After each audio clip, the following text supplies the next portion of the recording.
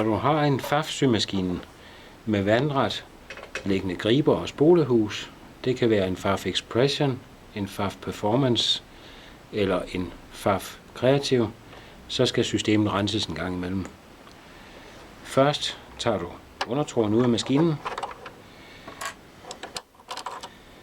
og dernæst afmonterer du stængpladen, og det gøres nemmest med den lille skruetrækker, ved at sætte den ind under hjørnet af stængpladen og lige en lille smule op, og så tager den væk. Nu slukker du for maskinen, for at du ikke selv skal komme til skade, eller for ikke at lave skade på maskinen.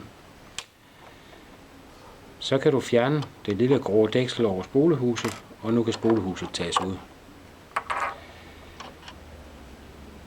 Så gør du det, at du tager en klud eller en børste og gør rent hernede i griberen, som vi kalder det, hvor spolehuset har siddet. Og når du har gjort det, så skal kniven på maskinens trykklip renses, hvis du har en maskine med trykklip.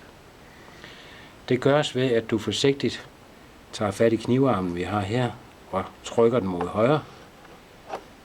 Dernæst så afmonterer du kniven.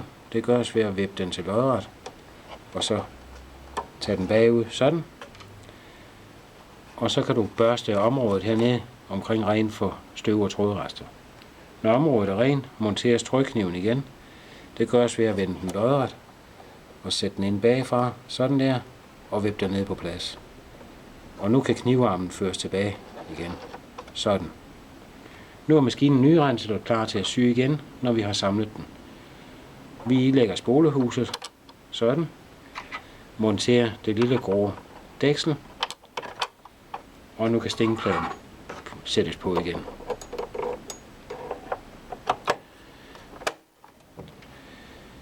Nu er maskinen klar til at sy, når vi lige har lagt spolen i.